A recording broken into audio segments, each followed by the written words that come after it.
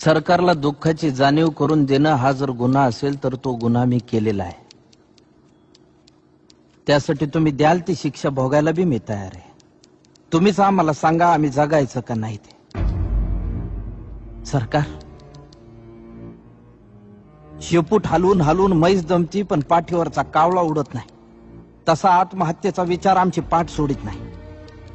कोरड्या बळावानी कपाळ असणाऱ्या बायका, बिनबापाची लेकरं असल्यासारखी माळावर फिरणारी जनावर, हे सारं गावाला नजर लागली म्हणून नाही झालं सरकार. गावाकडे कुणाचीच नजर गेली नाही म्हणून झालं. शिकलो नसतो तर किती सुखात राहिलो असतो. अन्यायाची जाणीवच झाली नसती. देवाचा कोप झाला असं समजून बसलो असतो अंधारात तुमच्या लाल दिव्याला हात जोडीत.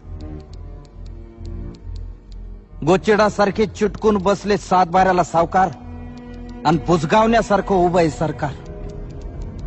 आभाळ वाटतंय सावत्र राहीवर, दुष्काळाचं कुरूप ठणकत चाललंय आणि शेतकऱ्यांसाठी कोंडवाडे बांधायचं ठरवून सरकार शांत झोपी गेलंय.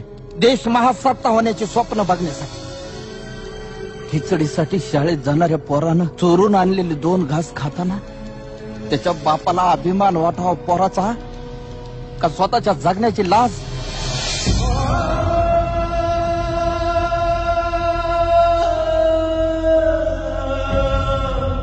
अजून अंत पाहू नका सरकार. शेताचा मसलवाटा झालेला आहे. ज्या दिवशी शेतमालाला भाव मिळत नाही म्हणून उभं पीक जाळतो आम्ही, त्या दिवशी तुमच्या नावानं सुतकच पाळतो आम्ही.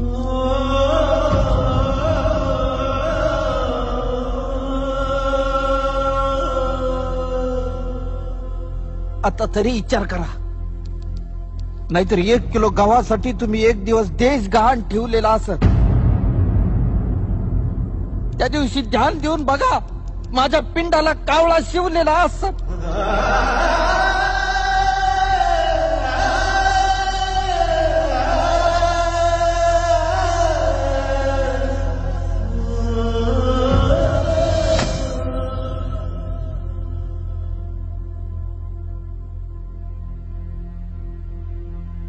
माझी काहीच तक्रार नाही. पिकवणाराच उपाशी आहे. भूक माणसाला काहीही करायला लावेल.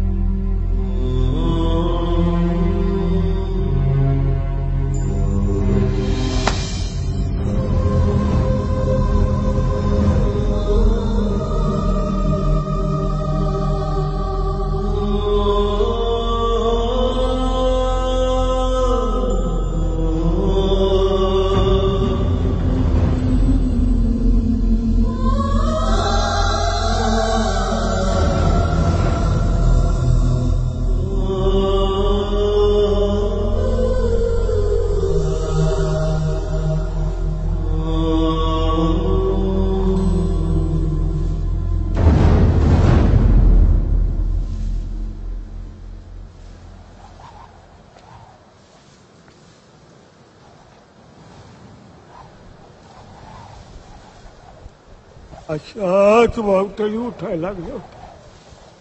पाखरांचा आवाज बंद झाला होता. सगळीकडे चिडीचाप झालं होतं.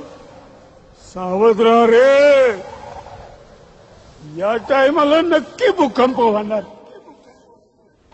आत्महत्या आणि हिंसा हे कुठल्याही प्रश्नाचं उत्तर नाही.